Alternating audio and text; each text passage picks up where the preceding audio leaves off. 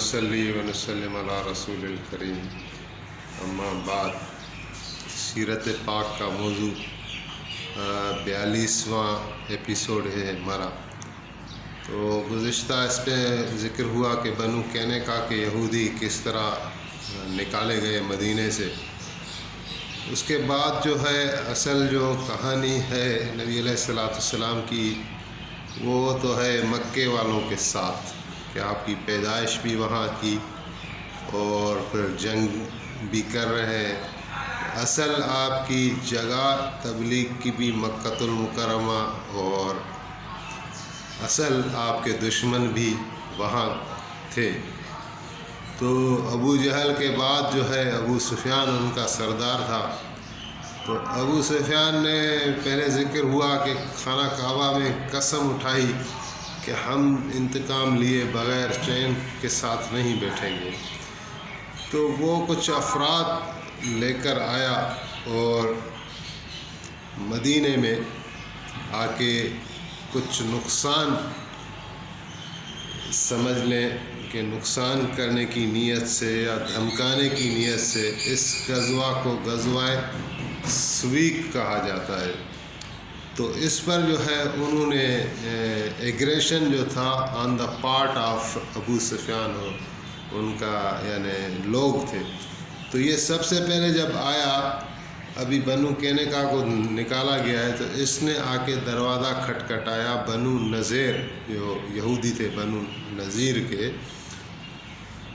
تو کیونکہ ابو سفیان بھی جانتا تھا کہ یہودی اگرچہ میثاق میں چل رہے ہیں، معاہدے میں حضور کے ساتھ چل رہے ہیں، لیکن دلی طور پر یہ کبھی بھی حضور کے دوست نہیں ہے، اندر دشمنی ضرور ہے۔ تو دشمن یعنی دشمن کا دشمن دوست ہوتا ہے، عام ایک یہ فریز ہے۔ تو یہ سمجھتے تھے کہ یہ حضور کے دشمن ہیں، تو ان کو ہم اپروچ کریں، ملا لیں۔ تو جا کے بنو نذیر کے جو سردار تھے حی ابن اخطب، اس پہلے جا کے ان کے ساتھ ملنے کی کوشش کی کہ میں حضور سے جنگ کرنا چاہتا ہوں، لیکن وہ چونکہ معاہدے میں تھا تو اس نے دروازہ نہیں کھولا اور کوئی اس کو گرین سگنل نہیں دیا، کوئی آگے بات چیت نہیں کی۔ تو یہ پھر یہودی ایک سلام بن مشکم کے پاس چلا گیا، تو اس نے اس کو ٹھہرایا اور اس کی عزت کی۔ تو بہرحال یہ جو ہے اپنے بندے لے کر، جتنے بھی تھے اتنے زیادہ نہیں تھے، میرے خیال میں 40 بندے تھے یا 100 تھے، یعنی چند تھے، جنگ کا حساب وہ نہیں تھا، لیکن خالی یعنی ڈرانا، دھمکانا یا ایگریشن شو کرنا یا تیاری شو کرنا یا دشمنی کو ظاہر کرنے کی غرض سے وہ لے کر آیا۔ اور دیکھا کہ ایک انصاری صحابی ہیں، حضرت معبد بن عروس نام لکھا ہوا ہے، وہ اپنی زمین میں کام کر رہے ہیں، ایک اس کے ساتھ مزدور ہے۔ تو ان دونوں کو وہاں جا کے شہید کر دیا، اور درخت جو تھے کھجور کے ان کو کاٹ ڈالا، اور جو ہے وہاں سے پھر بھاگنا شروع کیا۔ نبی کریم صلی اللہ علیہ وسلم کو جیسے ہی پتہ چلا تو آپ نے ان کا تعاقب کیا۔ 200 افراد آپ کے ساتھ تھے، تو لیکن ابو سفیان جو ہے گھوڑے دوڑا کر، جو بھی سواری تھی یا اپنی، وہ بھاگ کر یعنی سلامتی کے ساتھ نکل گیا۔ البتہ ان کے پاس ایک اناج تھا، بوریاں تھی، وہ جان بوجھ کر بھی یہ گراتے رہے تاکہ وہ مسلمان اس میں اٹکتے رہیں یا لیتے رہیں اور ان کی جان بچ جائے۔ تو یہ بھاگ کھڑے ہوئے۔ بہرحال اور 2 غزوات اور بھی اس میں بیچ میں آتی ہیں، وہ چھوٹی ہیں، ایک غزوہ کرکرتل قدر اور ایک غزوہ ذو عامر۔ تو آپ علیہ السلام کو سے پتہ چلتا تھا کہ لوگ ہیں یا قبائل ہیں جو مدینے میں چڑھائی کی نیت کر رہے ہیں، تو اس سے پہلے کہ وہ منظم ہو جائیں، یکجا ہو جائیں، قوت بن کر مسلمانوں پر چڑھائی کر دیں، تو آپ خود ان کی طرف چل دیتے تھے۔ اور پھر اس کا ایک اچھا نتیجہ یہ بھی برآمد ہوتا تھا کہ جو آس پاس کے علاقے ہوتے تھے تو جو آپ کے حلیف بن جاتے تھے، آپ کے معاہدے میں آ جاتے تھے، دوست بن جاتے تھے۔ تو غزوہ ذی العامر میں کوئی برسات ہوئی، آپ سفر میں تھے، تو آپ نے اپنا چولا مبارک جو ہے وہ کسی درخت پر رکھا کہ سوکھ جائے، اور آپ تھوڑا آرام سے کرنے کی غرض سے لیٹ گئے۔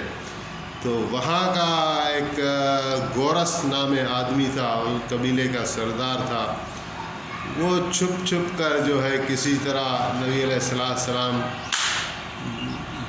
کی جو تلوار تھی وہ بھی آپ نے ایسے رکھی ہوئی تھی، تو آپ علیہ السلام کی تلوار اٹھا لی اور آپ کے اوپر کھڑا ہو گیا اور کہنے لگا کہ میں یعصمک منی، کہ یا محمد صلی اللہ علیہ وسلم آج تمہیں میرے سے کون بچائے گا؟ تو آپ نے فرمایا اللہ۔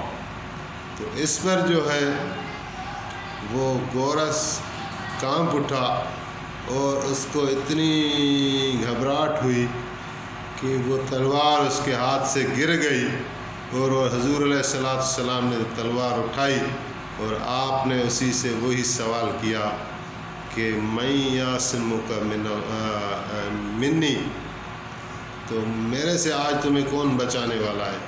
تو وہ ہنسنے لگا اور کلمہ پڑھ لیا، اور حضور علیہ السلام نے اس کا وہ کلمہ پڑھنا قبول فرمایا۔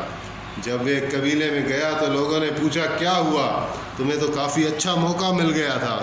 تو اس نے کہا کہ نہیں، بات یہ ہے کہ جناب نبی کریم صلی اللہ علیہ وآلہ وسلم کی تلوار جب میں نے اٹھائی اور آپ پر جب میں نے ارادہ کیا کہ وار کروں، تو مجھے کسی فرشتے نے آ کے میرے سینے پر ایسی چوٹ لگائی جس سے میری تلوار گر گئی۔ وہ نبی برحق ہے، تو وہ اسلام میں داخل ہو گیا۔ اور اس کے بعد ایک واقعہ آتا ہے، وہ بڑا دلچسپ ہے۔ کعب ابن اشرف یہودی، وہ ایک ایسا شخص تھا جو امیر بھی تھا اور نبی علیہ السلام کی دشمنی میں بڑا تیز ہوتا تھا اور شعر و شاعری بھی کرتا تھا۔ تو جب غزوہ بدر کا اس کو پتہ چلا کہ کافروں کا اتنا نقصان ہوا ہے، تو یہ جا کے تعزیت کے لیے وہاں چلا گیا، خانہ کعبہ مکۃ المکرمہ، اور ان کافروں کے ساتھ تعزیت کی اور ان کے لیے مرثیے بنائے، شعر بنائے، اور مسلمانوں کے حج میں یعنی مسلمانوں کے خلاف شعر و شاعری کی اور ان کے شان بیان کرنے لگا، تعریفیں بیان کرنے لگا جو کفار غلیظ مکۃ المکرمہ کے مارے گئے تھے۔ تو اس پر جو ہے آپ علیہ السلام کو جب یہ پتہ چلا تو آپ کو بہت رنج ہوا، اور اس دکھ کی وجہ سے آپ نے اپنے صحابہ کو جمع کیا اور فرمایا کہ کوئی ہے جو اپنا اس کعب ابن اشرف یہودی کا کام تمام کرے۔ نبی کریم صلی اللہ علیہ وسلم نے صحابہ سے فرمایا کوئی ہے جو اس کعب بن اشرف یہودی کا کام تمام کر لے۔ تو محمد بن مسلمہ صحابی تھا، اس نے عرض کیا کہ یا رسول اللہ یہ کام میں کروں گا۔ لیکن جب گھر گیا تو اس نے 3 دن روٹی نہیں کھائی۔ یہ فکر میں رہا کہ نبی علیہ السلام کو میں نے وعدہ تو کر لیا ہے، یہ ذمہ داری اپنے سر پہ تو اٹھا لی ہے، لیکن یہ کام کیسے ممکن ہے، کیسے کروں؟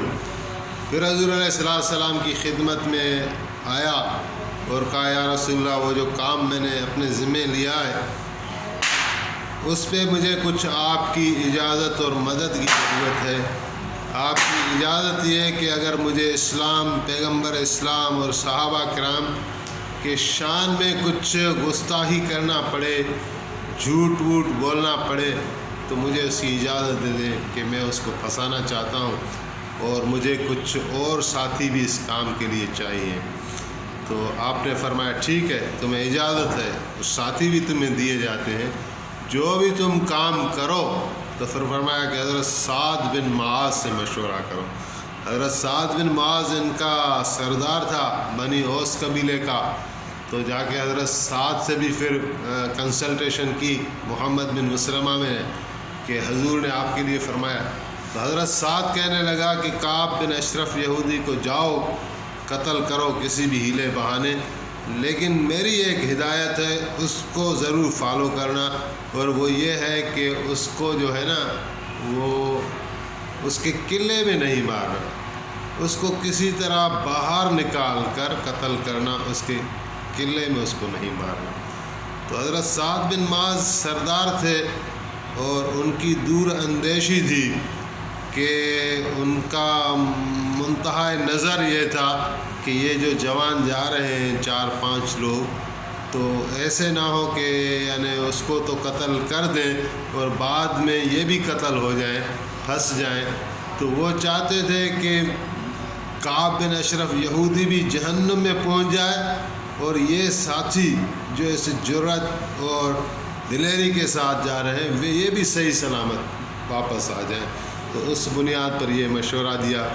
تو انہوں نے پھر ایک پلان بنایا محمد بن مسلمہ رضی اللہ تعالیٰ عنہ نے، کہ اپنے ساتھ اپنا ابو نائلہ کو لیا۔ حضرت ابو نائلہ ایک صحابی ہے رضی اللہ تعالیٰ عنہ، 3 اور ساتھیوں کو لیا، ٹوٹل یہ 5 ہو گئے۔ اور کعب بن اشرف یہودی جو تھا ان کا رضائی بھائی تھا، دودھ ساتھ پیا تھا محمد بن مسلمہ سے بھی اور حضرت ابو نائلہ سے بھی، تو یہ ایک دوستی کا رشتہ بھی تھا۔ تو جب وہ گئے ہیں تو انہوں نے جا کے اس سے ملاقات کر لی، کعب بن اشرف یہودی سے، اور ملاقات کی تو ایک سین پیش کیا، جو حضور علیہ السلام سے اجازت لے گئے تھے، تو وہ یہ پیش کیا کہ بات یہ ہے کہ کعب تم ہمارے بھائی ہو، اور ہم جو ہیں وہ بہت تنگ آ گئے ہیں، اور تمہارے پاس ہم کچھ خبریں لے کر آئے ہیں اور کچھ مدد کی فریاد لے کر آئے ہیں، تو تم ہمارے ساتھ 2 وعدے کرو گے تو ہم آگے بات رکھیں گے۔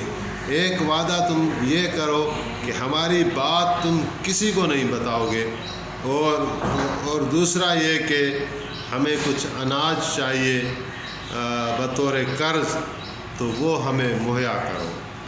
تو کعب نے ان کو دیکھ کر بڑا مہمان نوازی کا اظہار کیا، خوشی کا اظہار کیا، اور کہا کہ میں بالکل تمہارے دونوں کام کروں گا، تمہارا راز بھی راز رہے گا اور تمہاری میں مدد بھی کروں گا، لیکن اس کے بدلے میں تم لوگ مجھے دو گے کیا، کچھ یعنی گروی کیا رکھو گے؟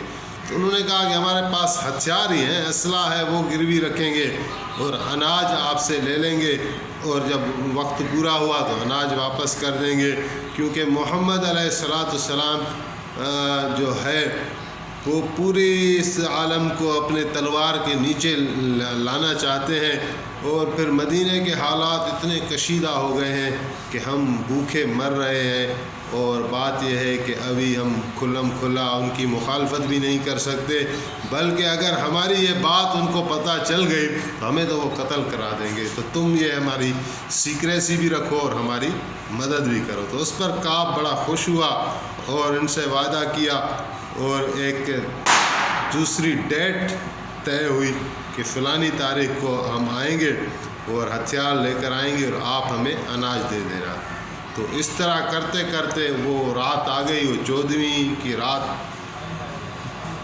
چاندنی کی رات تھی، اور یہ 5 ساتھی جو ہیں وہ جا کے کعب بن اشرف یہودی کے باہر آ کے اس کو آواز دی اور پکارا، تو وہ اپنے کوٹھی میں تھا، تو وہاں سے اس نے کہا اپنی بیوی کو کہ مجھے دوست پکار رہے ہیں، میں جا رہا ہوں، تو وہ اس کے ساتھ چپٹ گئی، بولا نہیں، اس سے جو ہے اس کے میرے آواز ایسی آ رہی ہے کہ یہ تو کوئی خون خوار لگ رہا ہے، یہ تو آدم کی آواز ہی نہیں لگ رہی، اس میں مجھے موت کی بو آ رہی ہے۔ لیکن کعب نے کہا کہ نہیں نہیں، یہ میرے دوست ہیں، میرے بھائی ہیں، اور وہ باہر نکل آیا۔ باہر جب نکل آیا تو آ کے ان سے ملا، تو محمد بن مسلمہ نے کہا کہ رات بھی چاندنی ہے اور آئیں تھوڑی ہم چہل قدمی کرتے ہیں اور باتیں بھی کرتے ہیں. تو اس طرح باتیں کرتے کرتے ان کو آگے تھوڑا لے گئے. تو آگے لے کر وہ کہنے لگے کہ آپ کے اس میں نے خوشبو بڑی آ رہی ہے, آپ نے کوئی عطر لگائی ہوئی ہے. تو کعب خوش ہونے لگا, بولا ہاں ہاں میں جو عطر لگاتا ہوں وہ سب سے مہنگی ہوتی ہیں, اور عرب کی خوبصورت عورتیں جو ہیں وہ میرے نکاح میں ہوتی ہیں, اور میں ایسا ہوں. تو بہرحال تو حضرت مسلمہ نے کہا, محمد بن مسلمہ میں, کہ میں یہ آپ کے بالوں میں عطر لگا دیتے نا, کہ یہ بال آپ کے سونگھ لوں. بولا ہاں ہاں سونگھ لو. تو ایسے سر نوا کر اس کو دیا. تو جیسے ہی دیا تو محمد بن مسلمہ نے اس کو جکڑ لیا اور کہا کہ اس کو, ابو نائلہ کو کہا کہ اللہ کے دشمن کو لگاؤ تلوار. تو اس نے اس کو تلوار لگائی اور اس کو قتل کر دیا, اور اس کا جو سر ہے وہ کاٹ کر لے گئے نبی علیہ السلام کی دربار میں. تو جب تک اس نے جب اس کو تلوار لگی تو بڑی چیخ لگائی, جو کہ اس کے قلعے میں جا کے لوگوں نے سنی. اور لوگ وہاں تک جب تک پہنچے دوڑ کر, تو دیکھا کہ خالی دھڑ پڑا ہوا ہے, جسم پڑا ہوا ہے, اور اس کا سر نہیں ہے. تو اسی طرح یہ جہنم رسید ہوا. نبی علیہ السلام نے اس واقعے پر بہت خوش ہوئے اس جماعت کے ساتھ, اور یہ جماعت تھی اپنا حضرت بنی اوس قبیلے کے جو سردار تھے جناب سعد بن معاذ, یہ ان کی جماعت تھی. تو اس کے بعد جو واقعہ ہے پھر آئندہ ایپیسوڈ میں بیان کریں گے.